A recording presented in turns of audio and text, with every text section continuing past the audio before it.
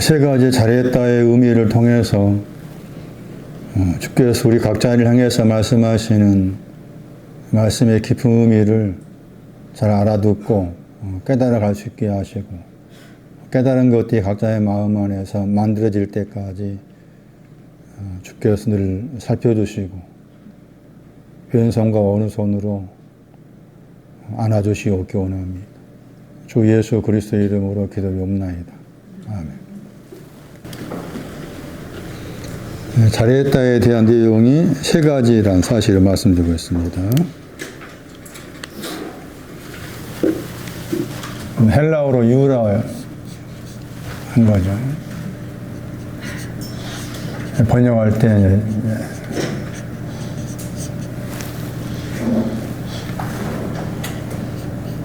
첫 번째는 이제 마태복음 15장 21절에 나왔고, 두 번째는 사도행전 15장 19절, 에베소 6장 3절은 이제 부모를 공경할 때 공경한 결과를 잘했다는 거죠. 여기에 사용된 단어가 이제 아가소스는 헬라어가 있었고, 여기는 이제 칼로스는 헬라어.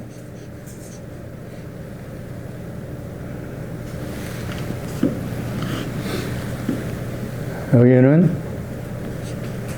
작은 죄들을 사하다, 작은 죄들이 탕감받다, 사하다. 여기는 많은 죄들.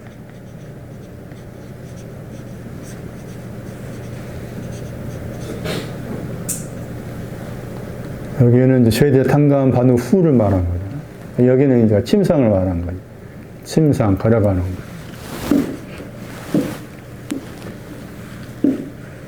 여기는 누가복음 7장을 보시면은 머리에, 주님의 머리와 관계됩니다.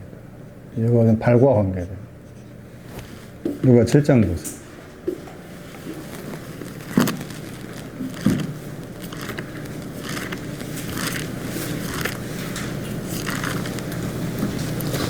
(46절에)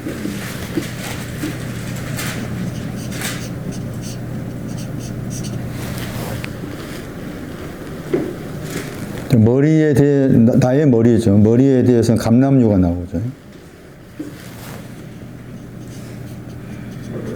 머리 감람류, 여기 발은 향유라고 했잖아요. 여기 보시면 이제 베드로하고 그 여자를 비교해서 말씀한 거예요. 베드로하고 여자를 비교해서. 그게 이제 앞에 말씀에 보다 더 많이 탕감받은 쪽이 지금 여자에게 해당이 되고, 여자. 그 다음에 적게 탕감받아야 될 대상이 이제 베드로인 거죠. 그래서 이 머리에 감람류, 내 발에 향유, 그리고서 47절 말씀에서 많은 죄들이 사해졌다 하는 것이 향유고, 그 향유가 발과 관계돼요. 그 다음에 작은 죄들이 사해졌다는 것은 머리에 해당되고, 머리에 대한 머리 감람류, 이게 지금 작은 죄들이 사해졌다는 것이고, 그 작은 것이 이제 마태 15장 말씀에서 작은 일에 충성하여서 잘하였다. 그렇게 연결되는 거죠, 지금. 그리고 이제 마태 25장 다시 보시면은 25장 21절에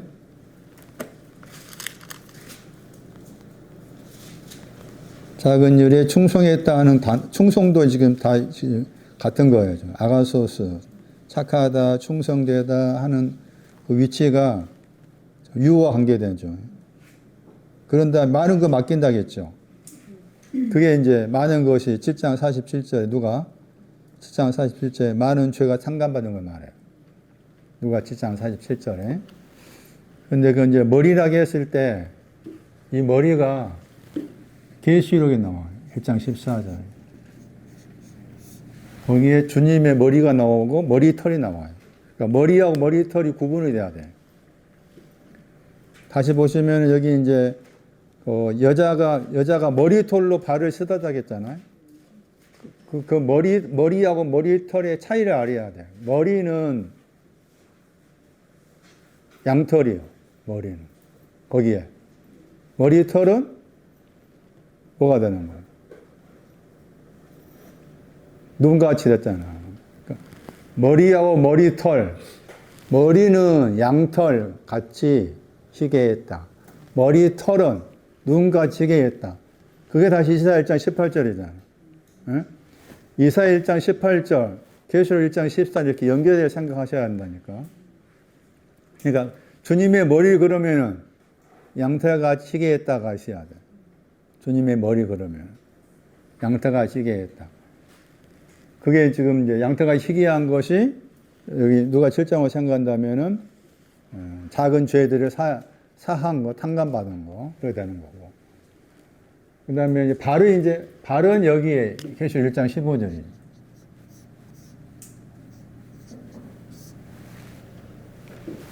빛난 주석이에요, 발이. 그때 빛난 주석이라고 했을 때 주석이 놋이었어요. 빛나다가 하얗다입니다. 그러니까 놋이 더러움이잖아. 놋은 썩음이요.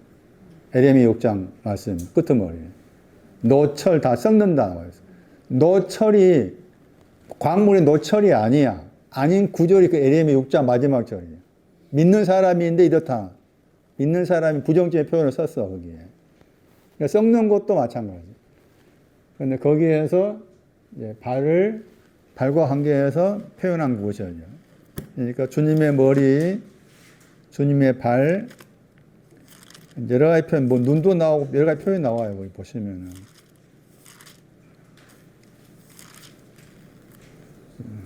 그의 발들은 빛난 주석 같다 했잖아요. 빛난 주석이 된 배경이 풀무 속에 들어가서 단련됐다 했지. 그러니까 단련하다는 말이 불순물 없앤 걸 말해요. 그러니까 빛난 주석이라 했을 때 주석이 놋을 말하고 빛나다가 향유의 뜻이었어요. 유향. 그리고 유향이라는 단어가 이제 하얗다 의미가 되는 거예요. 그러니까 놋을 하얗게 한 거다 하는 것이 이제 계시록 1장 15절의 발인데 이 발을 누가 7장으로 대입을 시켜 보니까 그 발은 또 머리털과 관계되는 거죠. 머리털, 발 서로 연결되어 있잖아요. 그런 것도 구분해서 생각할 필요가 있는 거다. 그러니까 우리 예수 그리스도 그러면은 막연하게 생각하잖아요. 여기 계시록 1장 말씀이 구체적이죠. 발이 무슨 의미가 있고 또 머리가 무슨 의미가 있고 머리털이 무슨 의미가 있고 눈이 무슨 의미가 있고 또 나오잖아요.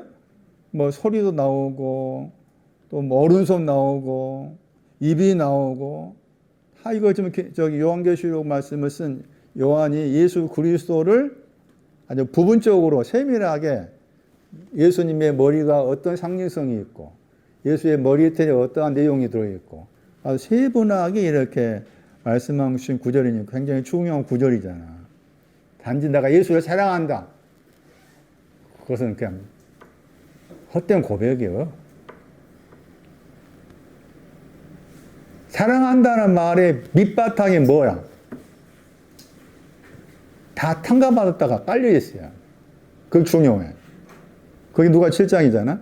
탕감받은 것에 깔려있어서 사랑한다. 내가 탕감받은 건지 모르는데 사랑합니다. 그럼 다 자기를 속이는 거지. 아가파오가. 탕감받은 게 깔려있어. 그러니까 탕감받았다는 게 굉장히 중요한 거잖아요. 예? 많은 죄 또 적은 죄를 차이를 안다는 거. 이 차이를 안다는 게 굉장히 중요한 거예요. 이 차이를 우리가 잘 지식을 통해서 먼저 말씀을 통해서 이런 차이를 잘 알아가야 되는 거고 이것이 이제 나에게 적용시켰을 때 내 안에 있는 많은 죄들 그 작은 죄들이 이제 여기에 해당된 것이 이제 말씀 듣고 있는 목묘 죽인 것들 우상 다 여기 과잖아요. 목묘 죽인 우상 오늘도 목묘 죽인 것에 대해 설명하겠지만 그래서 이런 차이를 아는 게 중요하다. 그렇다면은 이런 경우에 살자 5장 18절 보시면은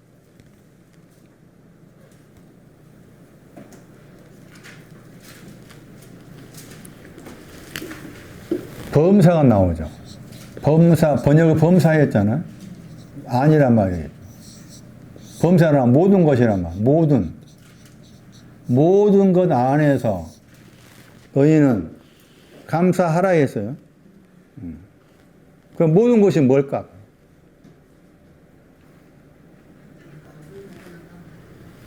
모든 것이 뭘까? 그러니까 감사하다. 감사하다가 뭔지 알아야만 모든 걸 알 수 있을 거 아니야. 그래서 감사하다에는 두 가지. 잘했다가 들었다게 저기. 잘했다가 들어있고 뒤에다 하나 탕감하다 있잖아요. 이게 탕감하다였어요. 그 탕감하다 두 가지였잖아요. 그 작은 거 탕감받았다. 많은 거 탕감받았다. 이게 감사라는 단어의 뜻이야. 헬라어로. 그럼 모든 것은 뭐예요?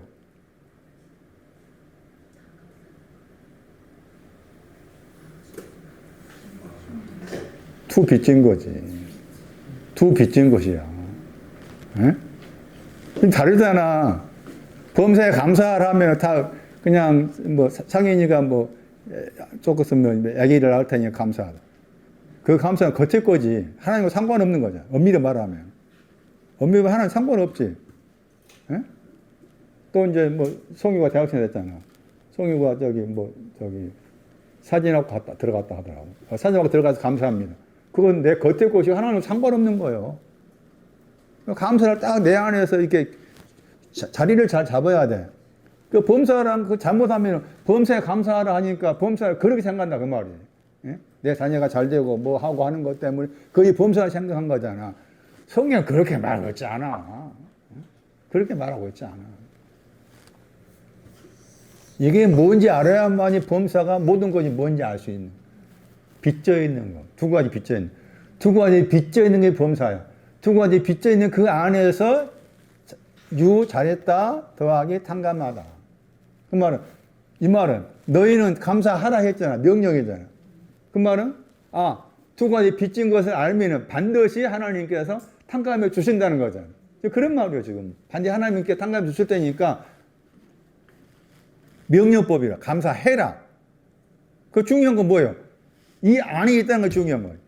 내가 빚져 있는 것을 아는 그 안에 있는 거 중요해. 빚져 있는 걸 알면 반드시 탕감해 주는 거야. 명령이니까. 감사해라. 감사해라. 그러니까 빚져 있는 거 안다는 게 중요한 거야. 빚져 있는 거. 내가 오늘 말씀드린 내용처럼 내가 가시나무구나. 내 안에 우상이 있구나. 그걸 이제 깨달아야 되는 거죠. 이런 경우도 지금 감사라는 단어 속에 유라는 단어 속에 유가 있는데 유가 세 가지 의미가 있다는 거. 또 한 가지 뭐 여러 가지 단어가 많이 나옵니다. 대표적인 구절 보시면 많이 들어봤을 거예요. 아주 돌아가 조영기 목사님이 쪽에 순복음교회 경주 거기에도 순복음교회가 있는데 그 조영기 목사님 파인가 봐. 딱 간판에다가 제가 헬스 다니거든요. 헬스 가면 거기 들어간 입구에 그 교회가 있는데 사랑하는 자여 내 영혼이 잘된 같이 범사 잘 되고 들어보셨죠? 완전 속였어. 조 목사가 속임 당한 거야. 누구한테 한 말이에요? 1장 1절에 나와. 누군지 나와. 그리고 거기에서 사랑아 네 영혼이 잘 된다고 했잖아. 예? 잘 된다 거기에 유가 들어있어. 유 더하기 길이 합성어예요. 예? 그러니까 유가 뭔지 모르면 모르는 거야. 그렇게 그 유명한 목사도 몰랐어. 그럼 어떻게 되겠어? 흔히 하는 말처럼 목사님 뭐 천국 갔을까 안 갔을까? 그건 나도 모르지. 잘했다 더하기 길의 합성어가 네 용을 잘된 같이 할 때 그 단어. 그럼 거기에 유가 뭔지 알아야 되잖아. 근데 그 앞에 이미 1장 1절에서 가이오한테 쓴 거예요. 장로 가이오한테 한 거지. 가이오라는 사람이 나오죠. 가이오라는 사람한테 한 말이야. 가이오가 어떤 사람이야? 진리 안에서 내가 거기 요 사람을 쓴 그 저자가 장로잖아, 표현을. 응? 진리 안에 내가 널 사랑한다고 했지. 진리 안에 내가 진리 안에 있는 너를 내가 사랑한다. 아가포 썼잖아. 아가포 썼어. 아무나 사랑하나? 그러면 그 사람한테 이제 말하지. 그러니까 이게 정확하게 누구에게 하신 말씀인가를 알아야 한다 그 말이지. 누구에게. 그런데 딱 빼버리고 1장 딱 빼버리고 1장 그 2절만 가지고 사랑하는 자요 네 영혼이 잘 될까요? 범사가 잘 된다. 우와! 범사가 우리가 알고 범사야. 잘 되는 것도 우리가 알고 잘 되는 거야. 완전히 속아서 제가 봤을 때. 자기도 속고 그 수많은 성도들을 속인 거요. 지금도 속이고 있어. 정신 못 차린다. 반기를 못 들어 속에서. 저 하신 말씀 맞나 안 맞나 궁금한 것도 없어. 그거 참 희한해. 전염병. 한번 거기 물들이면 헤어나오지는 못해. 여러 군데 나오면. 그러니까 잘 알으라 그 말이에요. 제 말은 지금. 유가 세 가지 의미임을 이 차이를 정확하게 알고 있어야 이런 경우에 이 헬라어 단어에도 유가 들어있으면은 이게 지금 어떤 내용이 유냐? 로마서 12장 1절 말씀입니다. 너희 몸을 거룩한 산채사 같이 하나님께 기쁘시게 하는 치는 하나님께 드려. 기쁘시게 거기에 들어있어. 그 너희 몸이 뭘까? 로마서 12장 1절. 이 몸이라고 생각했잖아. 이 몸이 아니요. 거룩한 산채사가 뭘까? 그럼 유가 기쁘시게 한다는 거는 그 기쁘시게 한 것이 뭔지를 알아야만이 거룩한 산제사가 뭔지 알지. 차이를 알아요. 말씀을 듣고 배우면서 그런 차이가 내 영적인 감각이 영적인 센스가 자라야 돼. 생겨나야 돼. 그래야만 이 말씀을 듣고 배울 때 내 속에서 이 감각이 살아나와서 그것이 이제 분별되기 시작하는 거라. 오늘 가시나무, 가시떨기 가시나무. 지금 사도행전 15장 여기 말씀에서 목매어 죽인 것 했을 때 이 목매어 죽인 것이 가시나무입니다. 가시나무가 목매어 죽인 것 관련된 나왔죠. 뭘 목매어 죽입니까? 하나님 말씀. 누가복음 8장 6절이야. 하나님 말씀 목매어 죽여요. 무서운 일이잖아요. 누가 8장 보세요.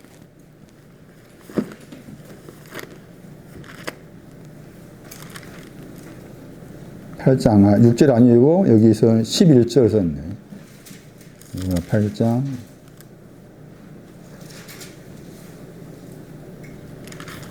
11절 하나님 말씀은 씨라겠죠.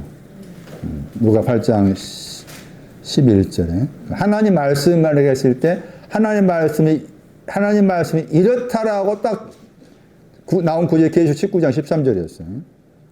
계시록 19장 13절. 하나님 말씀은 피 뿌린 옷을 입었다. 그 하나님 말씀에 나와. 피 뿌린 옷이 겉옷이다. 거기에. 하나님 말씀이 씨다겠죠. 씨는 고린도후서 9장 10절에 나와. 씨의 내용이. 고린도후서 9장 10절에 2번 나와. 그거 참고하셔야 되고. 그러면서 거기 말씀이 이제 8장 14절에 가시가 나오죠. 요 기운이 막혔다 저기에 목매어 죽였다 들어있는 거예요. 기운이 막혔다 했을 때. 근데 가시나무 거기 노래도 있잖아요. 하덕규 씨가 부는 것도 있고 조성모 씨가 부는 것도 있고 내 안에 뭐 가시가 많다 뭐 그런 가사 내용. 가시나무의 성경에 말하는 가시나무 의미를 알고 썼는지 잘 모르겠어요. 제가 봤을 때 그 가사가 성경에 말하는 가시나무의 의미를 알고 쓴 것은 아니에요. 자기 나름대로 이제 가시나무를 생각해서 썼는데 성경에 말하는 가시나무의 의미는 그 속에 들어있지 않다고 봐요. 나중에 한번 거기 한번 들어보세요, 내용을. 자, 가시나무. 이 가시나무가 뭘 반대하는가 하면은 거기에 아주 중요한 단어가 있어요. 휘포란 단어가 있어요. 휘포. 5259번. 이게 아래다. 아래란 말이야. 휘포가. 휘포. 아래. 거기 아래라고 안 썼지, 영어로는. 아래라. 그리고 이생이라고 했잖아. 이생의 비호수잖아요. 비호수 그러면은 누가 21장 생각을 하셔야 돼요. 두 렙돈이에요. 우상 송아지를 불태워서 가루의 신앙이 비호수예요. 가루의 신앙. 두 렙돈이 가루의 신앙의 비호수예요. 그 비호수, 가루의 신앙에는 뭐가 있어요? 일락 그랬죠. 가루의 신앙은 즐거움을 줘. 긍정이야, 이게. 일락은. 부정을 생각이 쉽잖아? 긍정이지. 가루의 신앙 가진 거 즐거움이야. 얼마나 즐거움이. 우상은 불태워서 가루가 됐어요. 내 안에 우상이 불태워 가루가 됐어요. 얼마나 귀한 거예요. 그거 즐거움이라고 해서. 부정이 아니야, 그래서. 그 다음에, 제리라고 했잖아? 이거 부유함이야. 제리가 부유하면, 이것도 긍정이야. 내 영혼이 부유하면, 긍정이야. 그 염려가 있는 거야. 가루의 신앙 전부가 아니라 그 말이지. 이 염려 안다가 쉽지 않아. 왜냐하면 즐거움과 부유를 가지고 있잖아요. 여기 비오스가 가루의 신앙이 두 렙돈이 그러면은 여기 대부분 여기에 즐거움과 부유 여기에 딱 안주가 살지. 이게 뭔가 그래도 좀 뭔가 부족하네. 그거 뭐지? 하기가 어렵겠잖아. 그런데 염려가 썼어. 그 말 염려가 썼다 그 말은 여기에 머물러 있다가 한참 지났겠지. 한참 지나 보니까 뭔가 그래도 이상하다. 가루 다음에 또 뭐가 있어야 되는 건가? 등등. 가루 다음에 있는 거 있어. 그게 샤크란 단어예요. 아주 그 차이도 나와, 정확하게.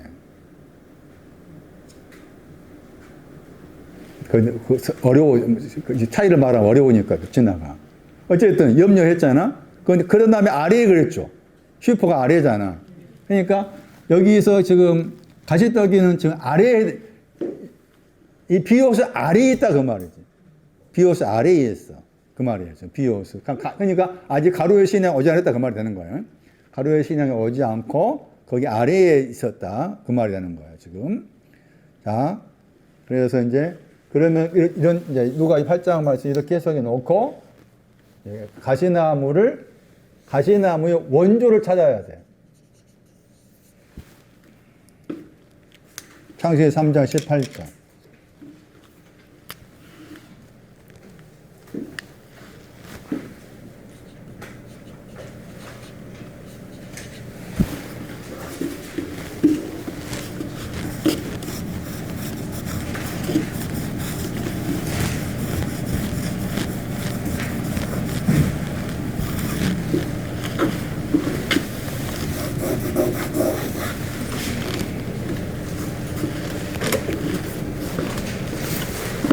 거기 보시면은 가시나무가 앞에 있고 엉겅퀴가 있죠.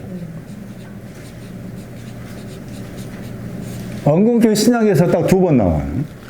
마태 7장에 나오고 히브리 6장에 나와요. 가시나무 엉겅퀴라고 했을 때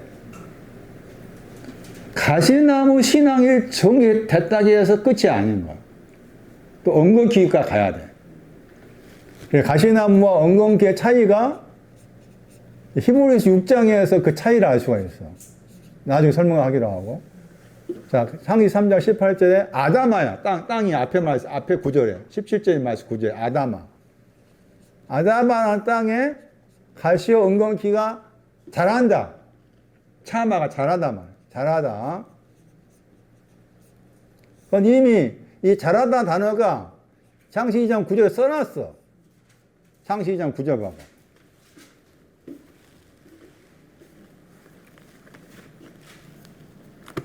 창세기 2장 9절.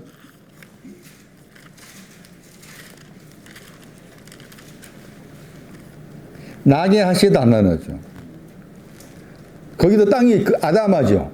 아다마에서 나게 하시다, 자라다, 발생하다, 발아하다. 우리 번역도 한다면은 보기에 아름다운 나무. 그쵸? 첫 번째 그게. 그 다음에 먹기에 좋다가 선한 나무. 먹기에 선한 나무가 나게 했다. 두 가지 나무야. 나게 하다가 나게 하다 그 단어가 두 가지 그 나무를 가리켜. 앞에는 보기에 아름다운 나무, 뒤에는 먹기에 선한 나무, 이렇게 두 가지를 가리켜. 그런데 그대로 와가지고 이제 3장 18절 말씀에서 그 자라다, 나다 하는 그 참아라는 단어를 다시 쓴 거예요. 가시나무하고 엉겅퀴를 말한 거예요, 지금. 그러니까 여기서 이제 가시나무는 2장 그 구절로 생각한다면은 보기에 아름다운 나무와 반대되는 거지. 보기에 아름다운 나무 반대된 거고, 엉겅퀴는 먹기에 선한 나무와 반대되는 개념으로서 엉겅퀴를 쓴 거예요. 이 자라다 했을 때 그게 이제 히브리어로 차마라고 그래요. 차마. 이 차마란 단어 동사하고 그다음 이 단어의 명사가 나와. 이 명사가 다른 데서는 순 이렇게 번역해. 가지 번역하기도 하고. 에레미야 23장 보시면 가지로 번역해. 근데 이 내용이 두 가지야.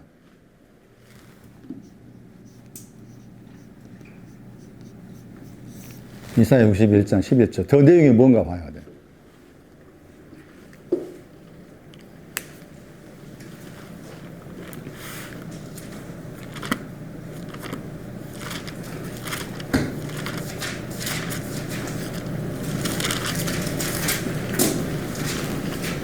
우리의 생각의 구조가 저도 그렇지만 다 단순한 구조를 좋아하잖아요. 뭔가 딱딱 떨어지고. 그런데 말씀 의외로 이제 단순한 구조보다 복잡한 구조로 되어 있는데, 먼저는 단순한 구조로 가시나무 엉겅퀴, 그 다음에 아까 말씀드린 2장 9절 말씀에 창세기, 보기에 아름다운 나무, 먹기에 선한 나무, 이렇게 두 가지로 생각했는데, 그 신앙의 내용이 이사야 61장 1절에 앞에는 의를 말하고 찬송을 말하고 발생하다 나오죠. 발생하다, 움돋게 하다 같은 단어입니다. 같은 구절에 움돋게 하다, 발생하다 같은 구절이고 싹이라는 단어 나오죠. 저게 명사입니다. 명사. 이사야 61장 11절에. 그러니까 이 구조를 생각하셔야 돼요. 이사야 61장 1절로 생각하셔가지고 창세기 2장 9절 말씀에서 앞에 있는 아름다운 나무 뭐에 해당되는가 하면 의에 해당되고, 그 다음에 먹기에 선한 좋은 나무는 찬송에 해당이 되고, 그러니까 여기서 찬송은 의의 신앙 다음을 말해요. 우리가 알고 찬송이 아니니까 의의 신앙 다음에 끄트머리. 원래 찬송하 단어의 동사가 자랑하다예요. 자랑하다.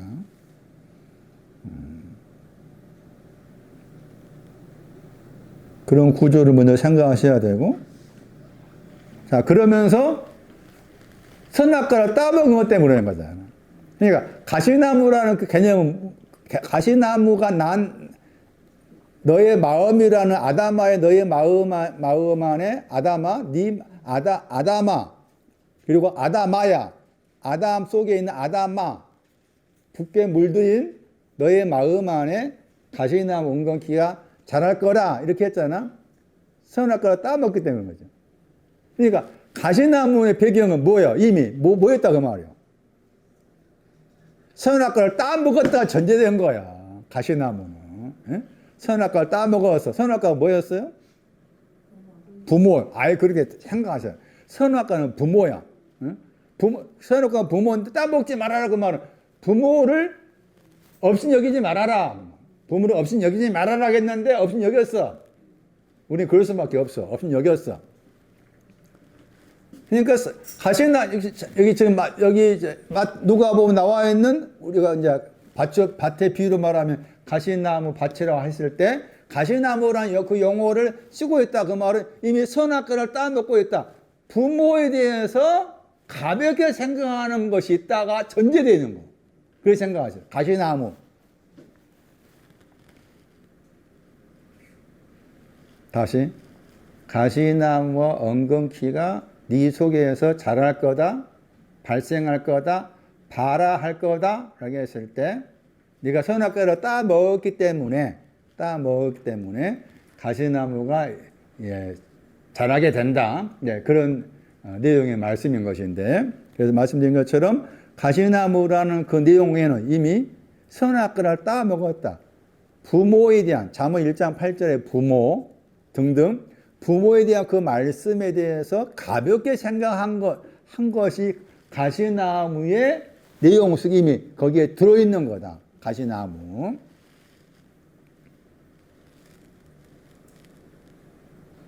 이 가시나무라고 했을 때 몇몇 구절을 꼭 기억하셔야 돼요. 이제 기억해야 될 구절도 볼게요. 먼저는 창세기 3장 18절이었죠. 창세기 3장 18절을 중심해 가지고 가시나무 그러면은 부모를 내가 소홀히 하고 있다. 그게 포함되어 있다. 가시나무. 선악과를 따먹었다가 포함되어 있는 게 가시나무다. 에스겔 28장 24절.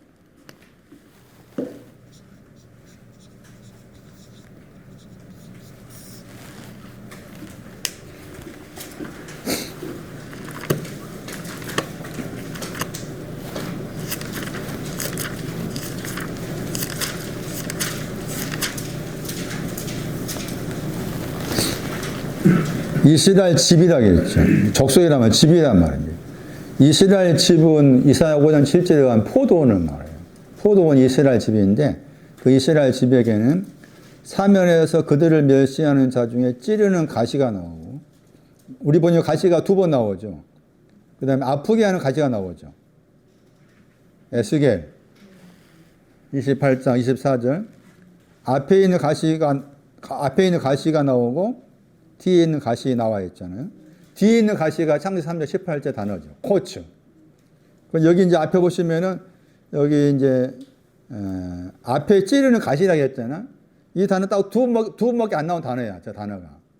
그런데 영어 번역 보시면은 영어 번역 저 단어가 엉겅퀴와 관계돼. 번역한 사람이 그렇게 엉겅퀴와 관계된 것으로 생각한 거예요. 그래서 이제 말씀하신 것처럼 가시인데 이 가시는 가시라는 단어 자체가 찌르다요. 가시라는 그 단어 자체 속에 우리가 생각한 것처럼 찌르다가 들어있어요. 히브리어로 찌르다. 찌르다게 했을 때 만약에 내가 이제 이용록에 가시나무를 생각했을 때 이용록 제가 가시나무인데 가시나무가 찌르다게 했을 때 찌르다는 의미로 생각한다면은 자꾸 말로 찌르는 거예요. 상대방을 아프게 하는 거예요. 그래서 거기 찌르다 뜻도 있으면서 상하게 하다.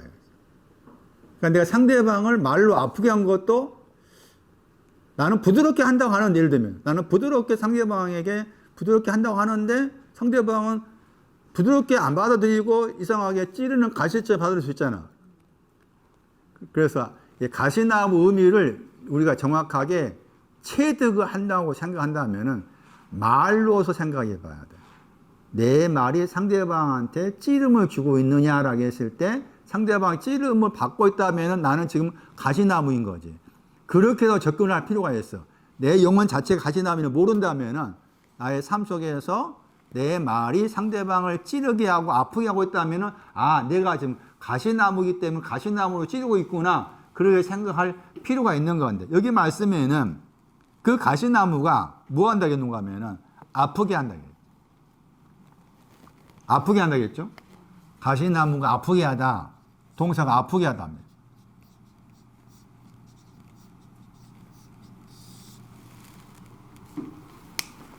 가시나무는 아프게 하다. 못쓰게 만들다.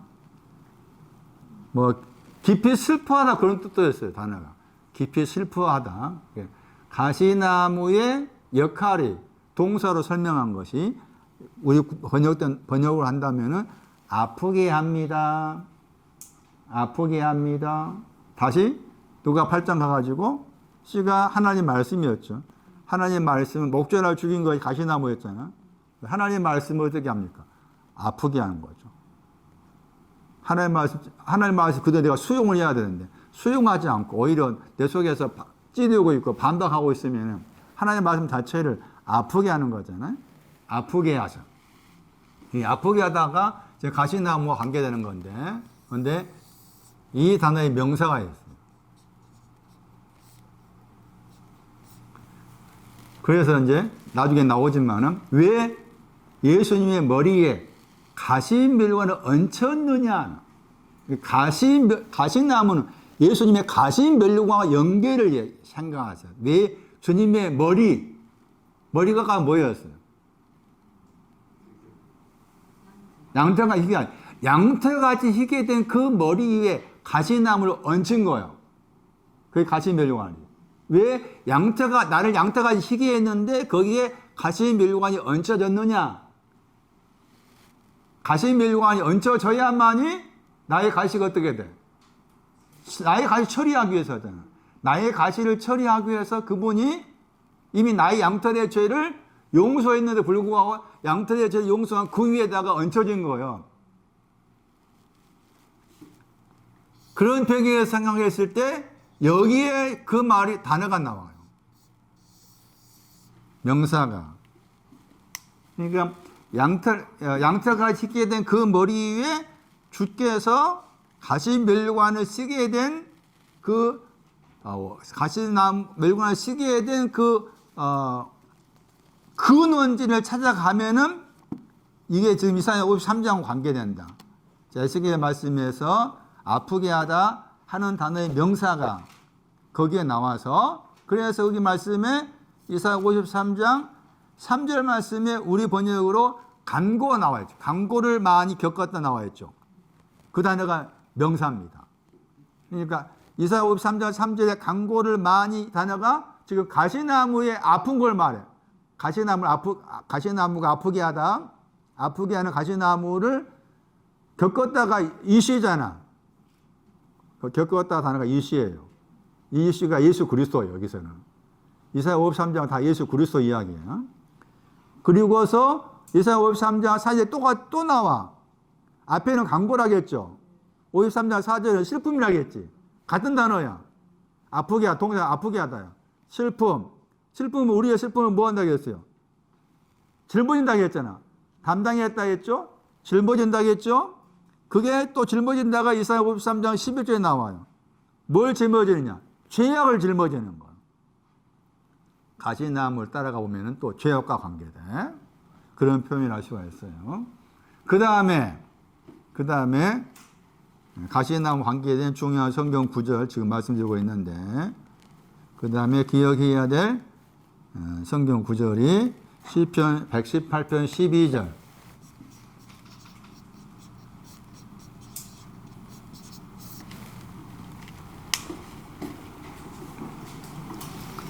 시편 118편 12절.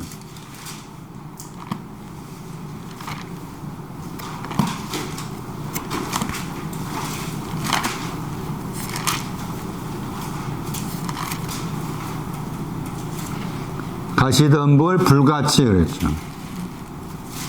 거기에서 가시덤불에 해당된 사람이 나와요. 3인지 복수라. 시편 118편 12절 말씀에 또 불의 내용도 가시덤불 관계돼. 불이 뭐냐라고 했어요. 불에 여러 가지 뜻이 있었잖아. 그 중에 또 여기 가시덤불도 불과 관계돼요. 가시덤불 불과 이제 그들이 소멸되었다고 했죠. 저희가 그랬잖아. 저희가 지금 가시덤불이라. 벌 나오죠.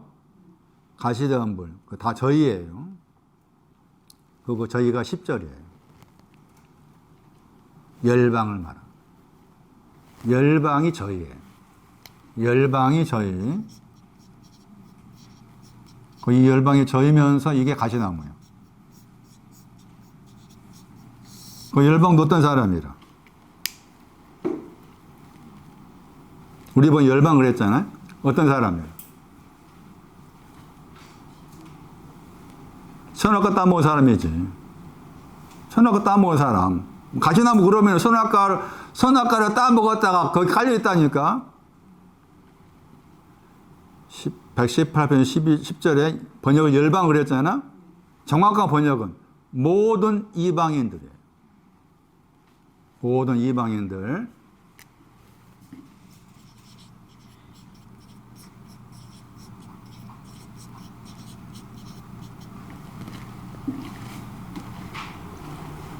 모든 이방인이 누구라고? 가시나무. 모든 이방인들이 벌이라 했잖아요. 이 벌은 신명기에서 1장 44절 말씀에 아모리를 말합니다. 아버지 아모리. 벌은. 다 근데 벌과 가시던 벌이 다 좀 모든 이방인을 가리켜요. 모든 이방인이 벌이고 가시나무다. 모든 이방인 어디서 들어봤을까?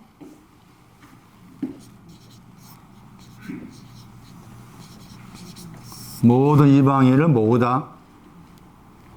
거기에서 염소가 나오고 염소에 있다가 염소에 양이 나옵니다. 모든 이방인, 모든 이방인은 선악과를 따먹은 사람. 가시나무입니다. 다시 돌아. 마태 28장 19절.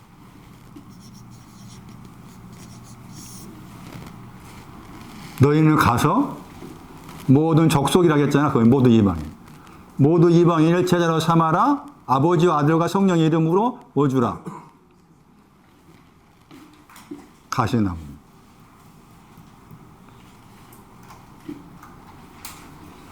모두 이방인 저기 뭐 러시아 사람이 아니요. 응? 선악을 따면 가시나무야. 가시나무. 가시나무한테 그 성령 아버지와 아들과 성령의 이름을 세례 주라고 했을 때 그 세례는 뭐가 될까?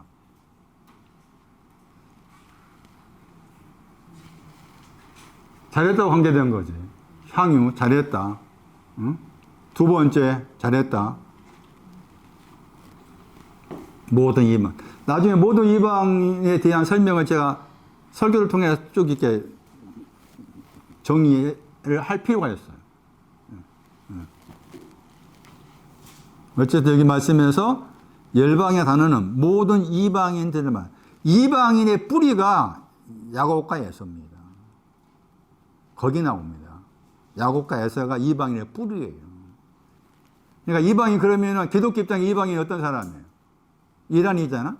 응? 유대교 가진 이스라엘 입장에서 이방인은 이란이야. 응? 그러니까 서로 막 앙숙대잖아요. 지금도 뭐 어제 보니까 전쟁 뭐 쏘고 막 자기들끼리. 그 오랜 세월 동안에 그런 오랜 세월이잖아요. 성경 역사와 연관을 생각한다면. 그게 그 앙금이 거쳐지지 않아요. 서로의 약간 앙금이란 게.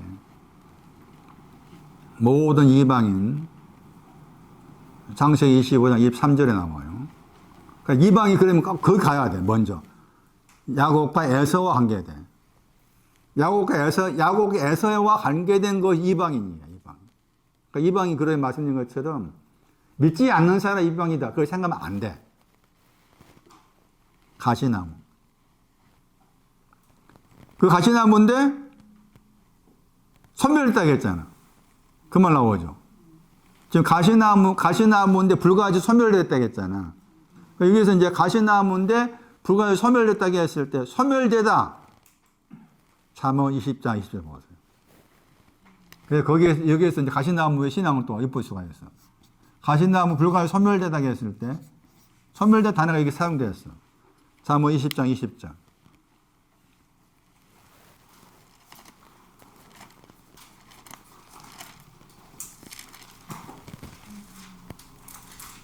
꺼짐을 당하다 같은 단어입니다. 소멸되다.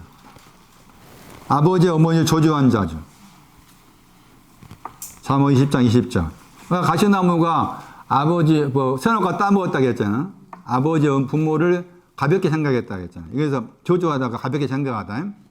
칼날 같은 단어예요. 조주하니까 등불이 꺼졌다고 했죠. 꺼지다 단어입니다. 그게 소멸되다 같은 단어예요. 118편 12절 말씀에 소멸되다.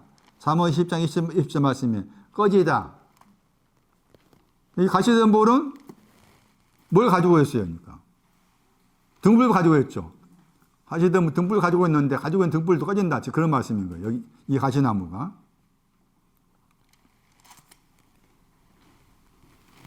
소멸되다. 가시나무. 이 구절이 중요해요. 사무엘하 23장 6절.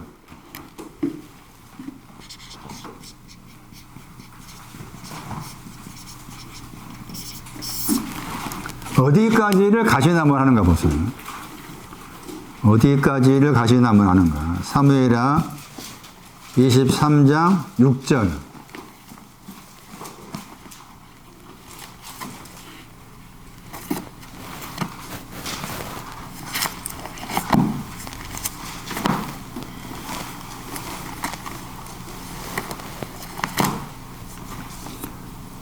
사악한 자가 나오죠. 사악한 자는 가시나무 같다 그랬죠. 사악한 자입니다. 사악하다. 벨리알입니다. 벨리알이 가시나무입니다. 가시나무과지. 가시나무과. 벨리알. 벨리알만 들어보셨어요? 벨리알은 가시나무과다. 벨리알은 가시나무과다.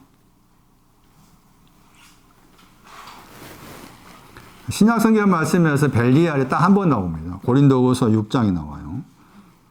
고린도후서 6장 15절에 거기서 벨리알, 우리 번역으로 벨리알을 번역해요. 벨리알과 그리스도가 어떻게 함께 조화할 수 있느냐.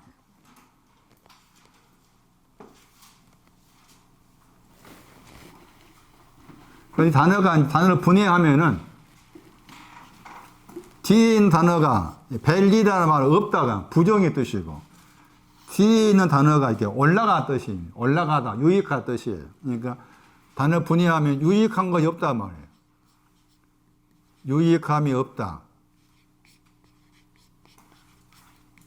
혹은 올라감이 없다. 벨리알이 유익한 것이 없다.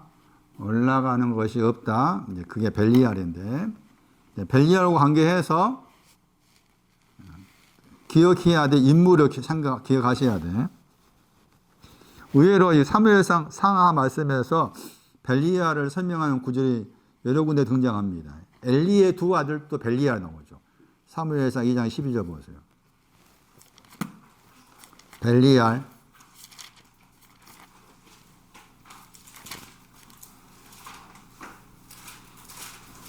여호와를 알지 아니했다겠죠. 거기 말씀에 사무엘상 2장 12절에 엘리의 아들들은 불량하다가 벨리알입니다. 벨리알의 아들들이다. 그 벨리알이 뭐냐? 불량한 것이 뭐냐? 사악한 것이 뭐냐? 여호와를 알지 않았다. 여호와를 알지 않았다. 그 여호와를 아는 것이 뭐냐? 그 생각해야 됐다. 여호와를 아는 것이 뭐길래 여호와를 알지 않는 것이 벨리알이라고 그랬을까? 호시아 2장 20절.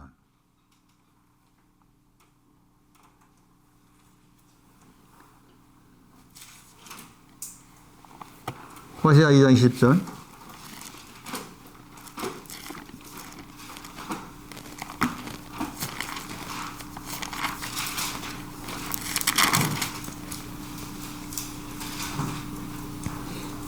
거기 이제 하나님께서 하신 말씀이라. 여기 이 책은 호시아 2장 22절. 내가 너에게 장가든다. 진실이란 믿음입니다. 믿음 안에서 내가 너에게 장가들리니 너가 여호와를 안다겠죠. 믿음, 하나님의 믿음 아래.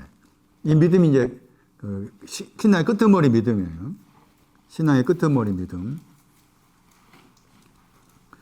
그 다음에 벨리알 그러면 이 인물을 꼭 기억하셔야. 이 인물이 이제 벨리알을 알 수 있는 엘리 아들들이라는 저 표현, 여호와를 알지 못한다 했는데 그 여호와를 알지 못하다는 저 표현과 같이 생각했을 때 아비가일의 남편이 벨리알입니다. 그걸 기억하셔야 돼요. 벨리알은 아비가일의 남편이 나발이야. 나발이 벨리알이야. 나발이란 그 이름의 뜻이 벨리알이라. 그걸 기억하셔야 돼요. 벨리알 그러면은 사무엘상 25장 25절.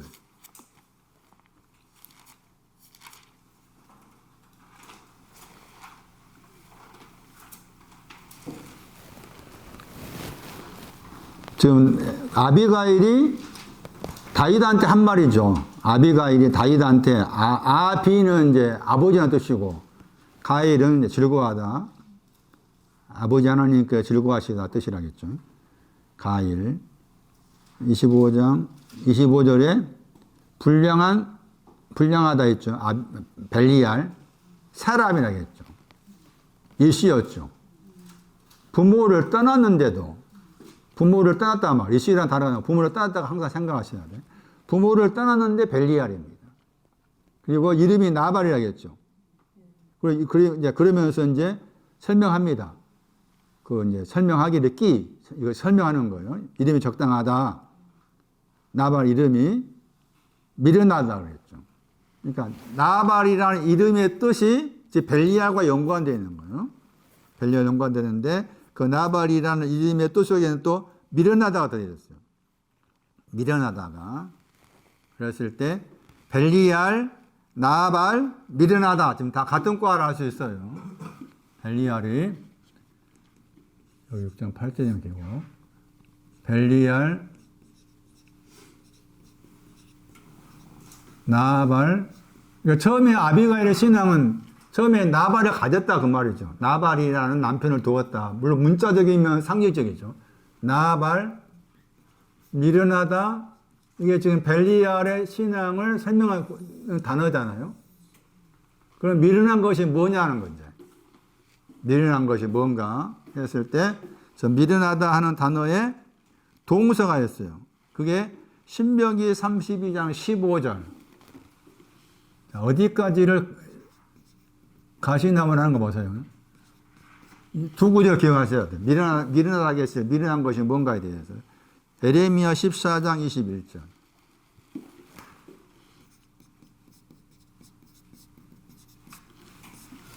저게 미르난 거예요.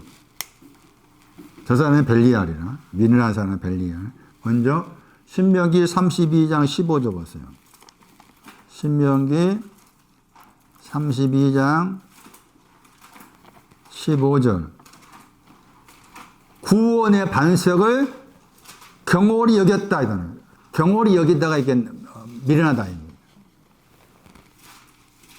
이게 벨리알입니다. 나발. 구원의 반석을 경홀히 여기다. 에레미야 14장 21절. 벨리알. 에레미야 14장 21절. 주의 영광의 위가 보호자예요. 영광의 보호자를 욕되게 하다. 여기 이제 부정 욕되게 하지 마옵소서 했는데, 욕되게 한 영광의 보호자. 영광의 보호자 욕되게 하는 거, 이게 다 나발입니다. 나발광. 그 벨리알입니다. 영광의 보호자를 욕되게 하는 거, 벨리알, 가시나무, 그리고 벨리알 그러면 이제 잠언 19장 28절도 기억하셔야 돼. 방금 나발을 통해 설명해 드렸고, 잠언 19장 28절, 벨리알.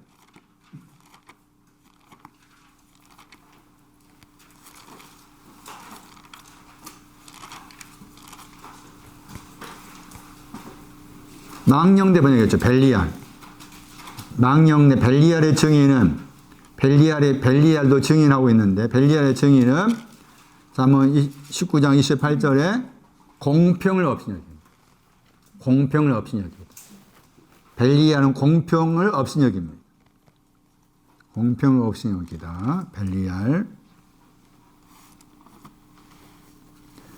사무엘상 24장 2절 보세요. 이 단어에도 벨리알이 들어있습니다.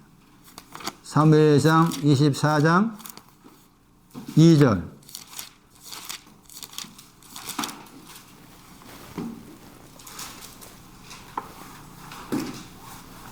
사무엘상 24장 2절. 이 책은 3절. 사울이 온 이스라엘에서 택한 사람 3천을 거느리고 다윗과 그의 사람들을 찾으러 들염소 바위가 추루입니다. 반석.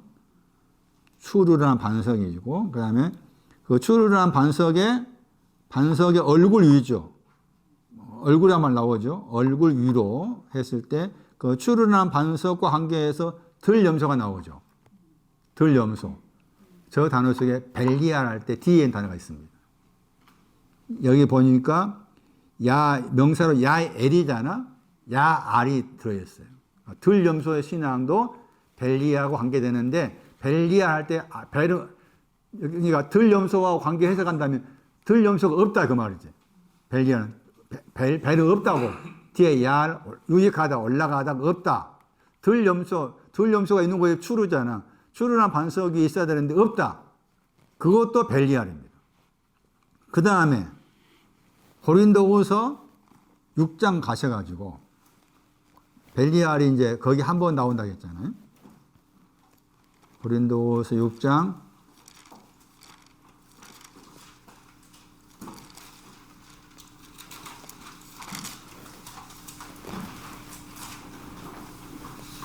15절 말씀이에요.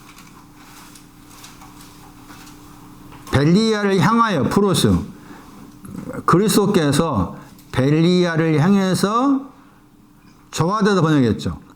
함께 소리하다.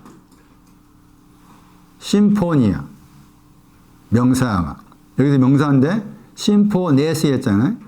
네시스 했잖아요. 심포니아도 이 단어와 관계돼. 그러니까 단어 분위하면은 함께 더하기 소리내다의 합성어예요. 그러니까 여기 말씀에 하면은 그리스도께서 벨리알을 향해서 함께 소리를 낼 수가 있느냐? 어떻게 소리 낼 수 있겠느냐? 그 말. 소리 낼 수 없다 그 말이지. 소리 낼 수 없다 그 말이잖아요. 이 단어가 중요해. 조화된다 저 단어가 함께 소리하다. 함께 소리하다. 그 함께 소리하다 거기에는 벨리알은 그리스도와 함께 소리 낼 수 없다 그 말이잖아요.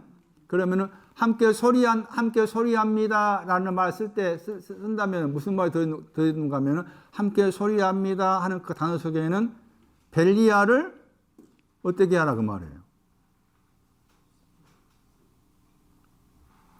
그리스도하고 벨리알은 함께 어찌 함께 소리할 수 있겠느냐라 그 말의 의미는 그리스도와 벨리알이 있는데 둘이 어떻게 함께 같은 소리를 낼 수 있느냐 그 말이잖아. 그 말은 함께 소리를 낼 수 없다 그 말이지. 그러면 함께 소리 낸다 했을 때 그 단어가 사용된 다른 곳이 볼 텐데 거기에 함께 소리 낸다 그 말의 의미는 벨리알 어떻게 하라 그 말이에요. 제거해달라 그 말이지. 벨리알을 제거해 주세요 그 말이에요. 그러니 그렇게 생각하신다면은 그렇게 생각하셔야 돼. 생각하시는데 이제 이 구절이 이제 그렇게 오해를 한 거라. 마태 18장 19절 봐.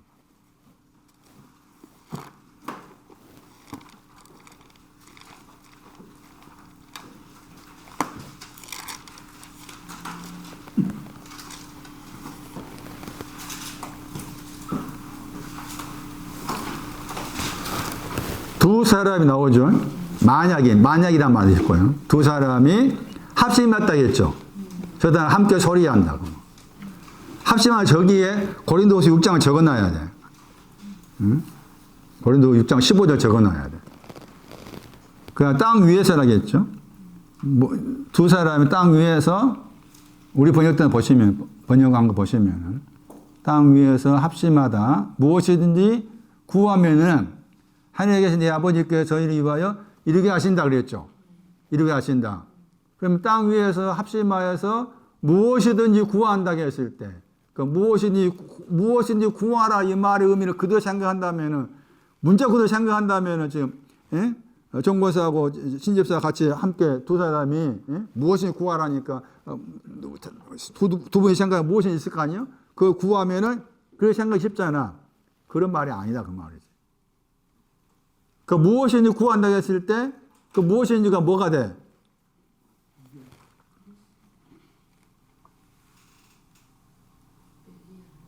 그렇지만 그 말이요. 내 속에 있는 벨리알 없애달라 그 말이요. 이 말이. 내 속에 있는 벨리알 없애주세요. 그 말이라. 그리고 나 18절 20절에 왜냐하면 그랬죠. 마태 18절 20절에 왜냐하면 앞에 지금 19절과 연관돼. 왜냐하면 두세 사람이 내 이름 모인 곳에 나도 그들 중에 있다고 했어요. 두세 사람이 내 이름 모인다고 했을 때 주님 이름 모인 것이 뭐예요? 왜 주님 이름 모여? 벨리알 없애달라고 한 거예요 지금.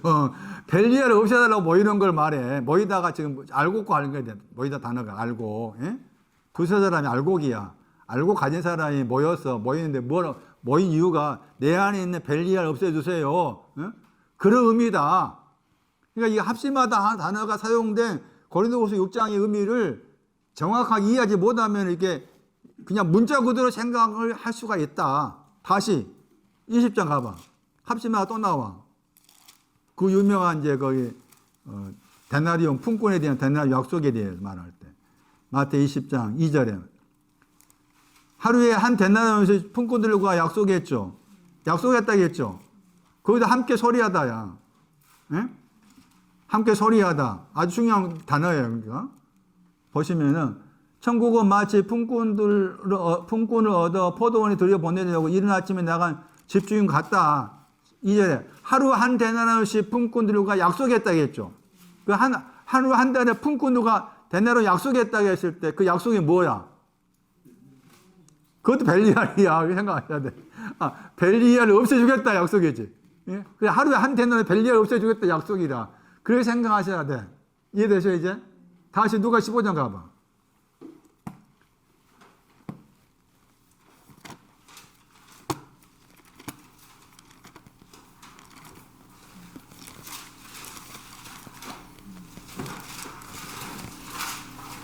(15장)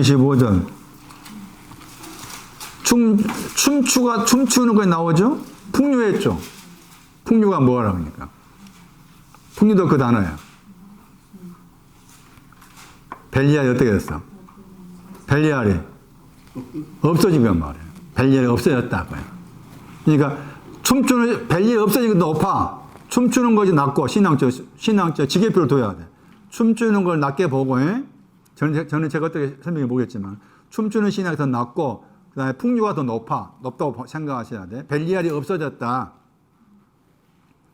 아까 벨리알이 없어진 것은 결국에는 나발이 없어진 거지. 그 생각하게 나발이 없어진 거, 미래가 없어졌다. 이렇게 된 거예요 지금. 저 단어가 굉장히 중요한 단어구나. 정화되다 단어와 관계해서 벨리알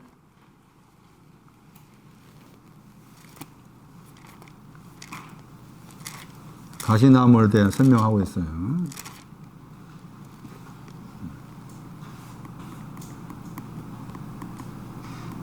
그 다음에 요한복음 19장 2절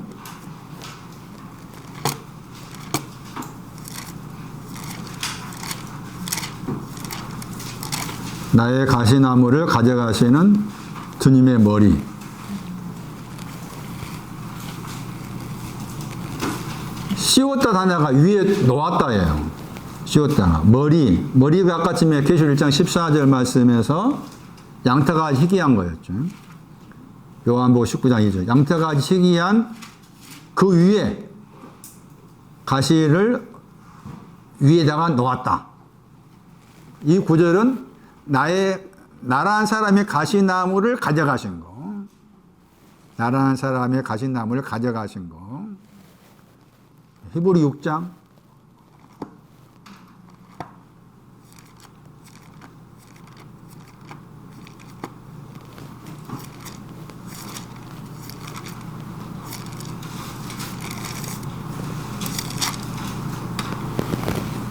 8절에 히브리 저자는 이제 6장 8절 말씀에서 가시가 나오고 엉겅퀴가 나오잖아요.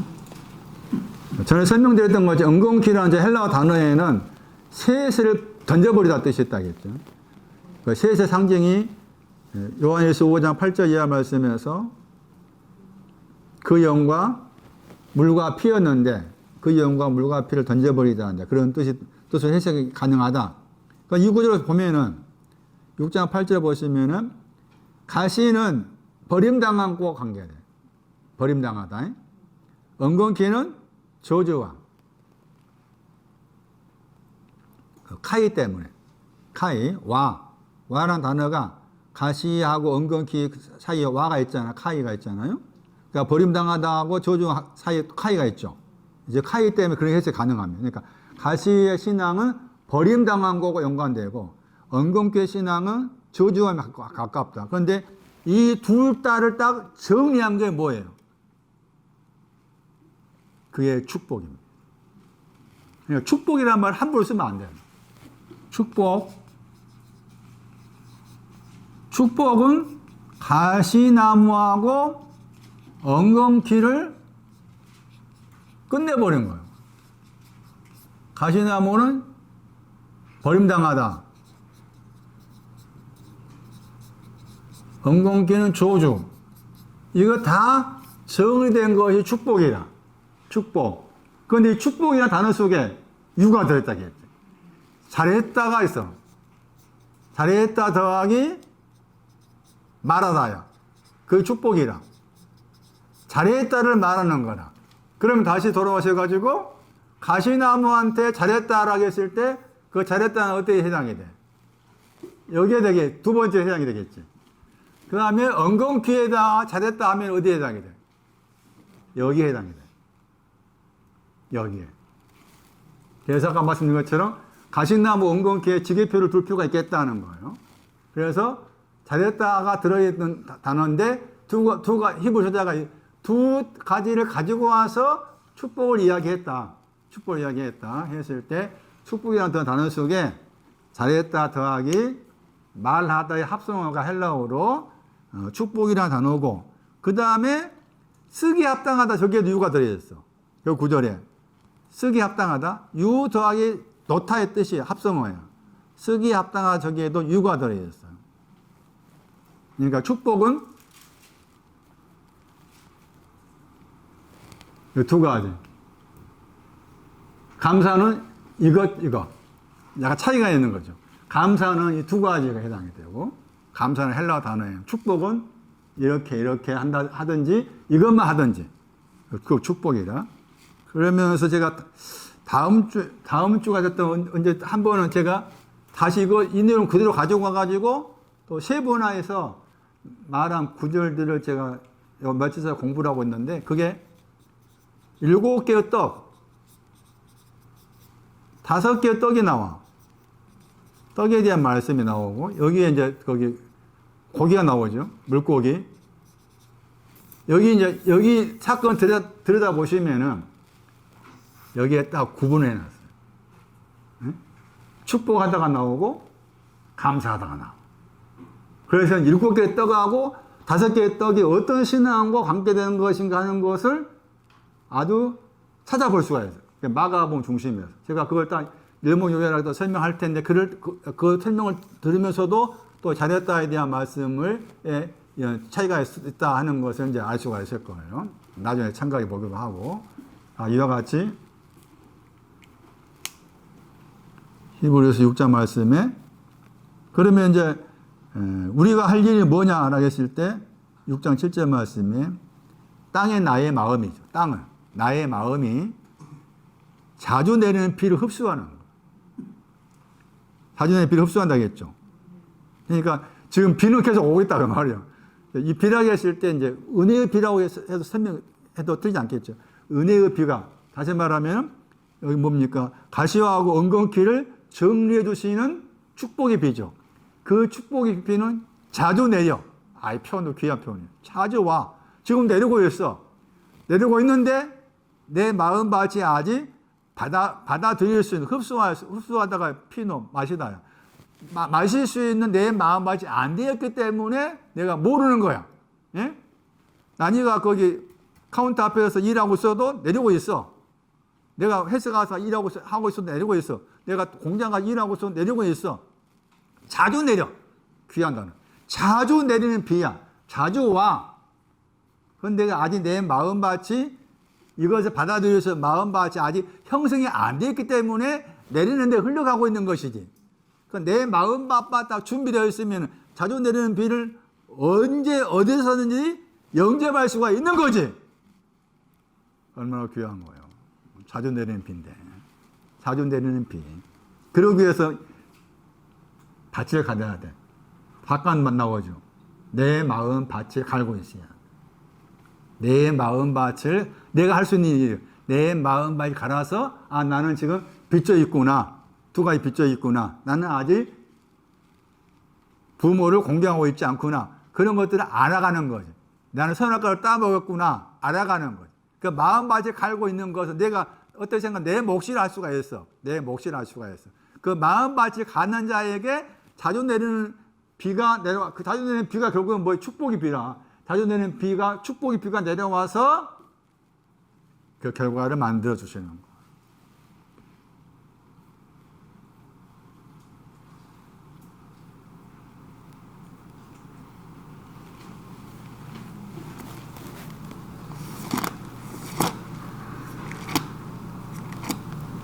자주 내리는 비라는 말 얼마나 귀한 표현이 몰라. 내가 어디서 무엇을 하고 있든 간에 자주 내리는 비, 축복의 비다. 축복이라는 말은 감사 위의 것을 말합니다. 감사 위의 것. 감사 다음에.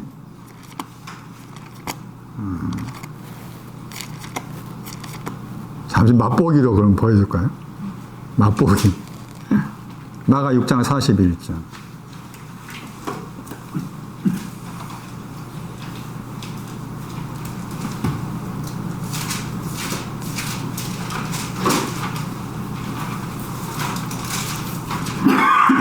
다섯 개의 떡은 번역을 축사했잖아.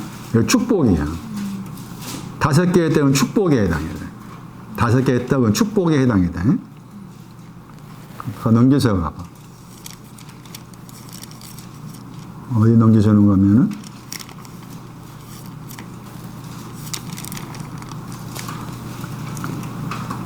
8장 가봐. 마가 8장 6절에 가봐.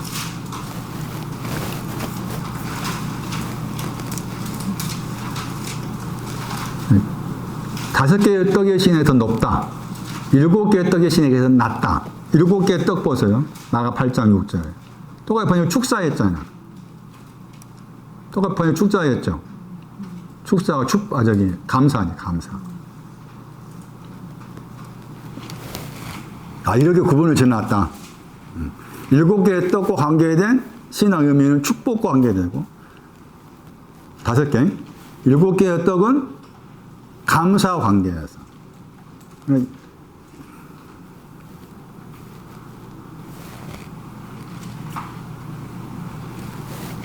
그 차이를 이제 제가 정리가 됐을 때 자세히 설명을 드리기로 하는데, 우선 큰 틀에서 일곱 개의 떡하고 다섯 개의 떡의 신앙의 차이가 이 동사를 통해서 분명히 보여주고 있다는 거잖아요.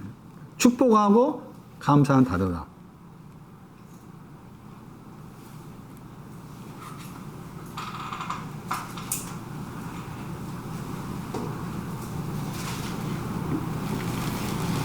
그 결국에는 당신의 머리 때문에, 당신의 발 때문에 된 거잖아요. 여기는 이제 뭐 주님의 이제 뭐 주님의 침상, 주님의 걸어가시는 거, 그러니까 다 주님의 것에서 나온 거지. 다 주님의 것에서 나를 위한. 그러니까 우리가 예수 그리스도라고 했을 때 막연하게 예수 그리스도만 생각하지 마시고 보다 구체적으로 나의 머리이신 예수 그리스도, 나의 발이신 예수 그리스도, 그런 표현을 할 필요가 있어요. 나의 눈이 또 불과 붓고지가 나오실 거예요. 그렇게 구체적으로 예수 그리스도라는 큰 틀만 하지 말고 거기서 세분화해서 나의 머리가 되신, 양태가 같이 진호가 든 희귀하신, 노옷을 유양처럼 희귀하신 당신의 발. 머리하고 머리털은 다르다.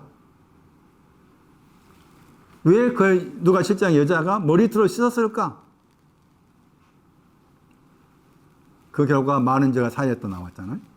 그 머리털은 많은 죄에 해당이 되고 머리는 적은 죄에 해당이 되고, 그런 구별을 누가 7장에서 그 여자를 통해서 우리한테 보여준 부분이 있는 거니까 그걸 기억하시면서 축복이라는 저 표현하고 감사라는 표현이 다른데 우리 번역은 여기서 마가 6장 읽어본 것처럼 다 축사하시다 번역되다 보니까 다 축사가 축복인 줄 알고 헷갈리기 쉬운데 그런 개념이 아니다. 또 사제 5장 말씀 보셨던 것처럼 범사에 너희는 감사해라 하는 그 말씀 의미에서 범사가 뭐냐. 이방에 대해서는 제가 정리된 대로 설명드릴 텐데 거기에 이제 이방의 관계에서 왼손 오른손이 나옵니다. 왼손 오른손에 대한 설교도 해야 될 필요가 있어요. 그게 아주 중요해요. 아직까지 설교할 내용이 많이 있어요. 이것이 없어야 되는데 없어야 이제 끝날 텐데 아직은 그래도 좀 해야 될 부분이 있으니까 많은 것 같아요. 오늘 여기까지 하겠습니다. 당신의 머리와 또 당신의 머리털, 당신의 발, 당신의 손, 당신의 눈, 세밀한 부분까지 요한이 알고서 쓴 계시록 말씀을 묵상하면서 그냥 소홀히 여기지 아니하고 그런 세밀한 부분을 내 영혼이 잘 알아갈 수 있게끔 도와주시고 이런 우리 각자를 향해서 3번에 걸친 자리에 따라 주시기 위해서 주께서 행하신 일들을 믿음을 가지고 따라갈 수 있는 우리 모두가 되기를 원합니다. 주께 귀한 거 드렸습니다. 주 예수 그리스도 이름으로 기도리옵나이다. 아멘.